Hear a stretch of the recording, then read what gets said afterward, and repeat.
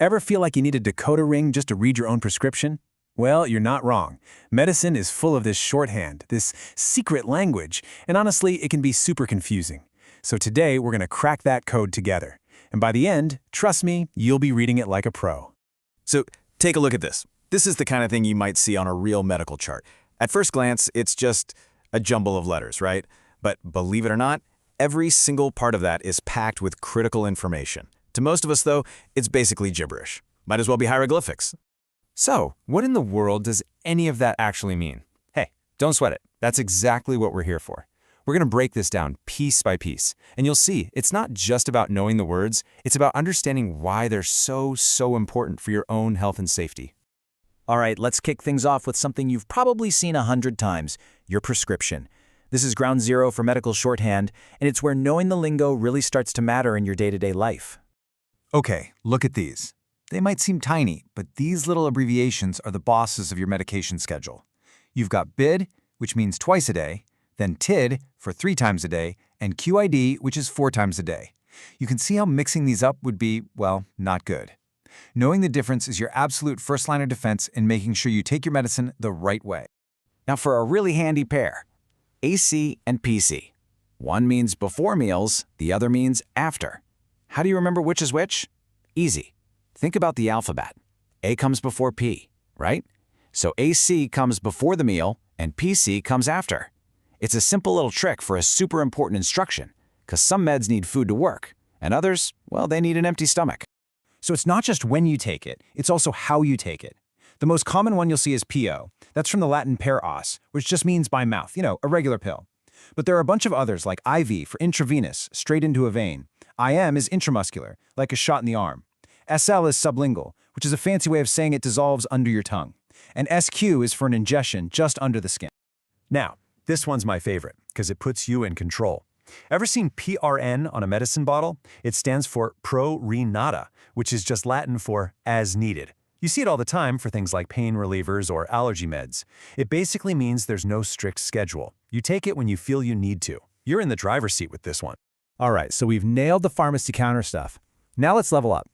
We're heading into the clinic, into the hospital chart itself. If you ever get your hands on your medical records, this is where the real insider language lives. Let's start decoding what the doctors and nurses are actually writing down. Okay, remember that crazy string of letters from the beginning? Let's start cracking it. The first piece of the puzzle was AAO times 3. This is one of the most fundamental checks in medicine. It simply means the patient is awake, alert, and oriented to 3 things: who they are, where they are, and what time it is. It's a super fast way to check someone's basic mental status.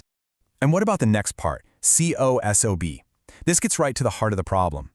CO is shorthand for complains of, and SOB means shortness of breath.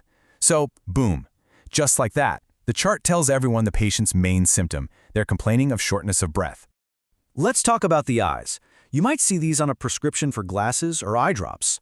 OD is for the right eye. That's from the Latin oculus dexter. And OS is for the left eye, oculus sinister. Kinda cool, right? And if you see OU, that just means both eyes, oculus utrique. It's amazing how this ancient language is still a core part of modern medicine. Here is a hugely important one, NPO. It stands for nil per os, another Latin phrase meaning nothing by mouth. And when they say nothing, they mean nothing. No food, no water, not even a sip. This is an absolutely critical safety instruction, especially before surgery, to prevent really dangerous complications. Now, this next one is a perfect example of why tiny details matter. A lowercase dc means discontinue, as in stop this medication. But an uppercase D/C, well, that means discharge the patient, send them home. You can imagine the chaos if you mix those two up. One is stopping a pill, the other is leaving the hospital. Big difference. And now for the final piece of our puzzle from the start, stat. If you ever hear this word in a medical show, you know things are serious. It comes from the Latin word statum, and it means immediately. Not soon, not in a little bit, right now. So that order for a CBC stat, that was a call for a complete blood count, and they needed those results, well, stat. Okay, we've had some fun decoding things, but now we need to get serious. This next part is arguably the most important. You see, over the years, we've learned that some abbreviations, even though they save time, are just too easy to misread. The risk for error got so high that major safety groups created what's known as the official Do Not Use list. So, can a single letter actually lead to a dangerous medical error? It might sound like an exaggeration, but the answer is absolutely 100% yes. A single wrong letter, a decimal point in the wrong spot, these little slip-ups can have devastating results. Let's look at some of the worst offenders. Let's start with the letter U. For years, it was used as shorthand for unit. The problem is, if you're writing quickly, a U can look a whole lot like a 0, or a 4, or CC. So imagine an order for 4 U's of insulin. If someone reads that as 4U, that's a 10 times overdose. That can be fatal. It's why the rule now is simple. Always write out the full word unit. Here's another one that seems harmless. QOD. It was meant to mean every other day, but look how easily it could be confused with QD, which means every single day, or even QID, which, as we just learned, means 4 times a day. You can see the danger, right? Giving a powerful medication every day instead of every other day could cause serious problems. All right, let's talk about the dangerous decimal. Rule number 1, no trailing zeros, ever. If a doctor writes 5.0 milligrams, and that little decimal point gets smudged or missed, what does it look like? It looks like 50 milligrams. That is a massive 10-fold overdose, all because of one little zero that didn't need to be there.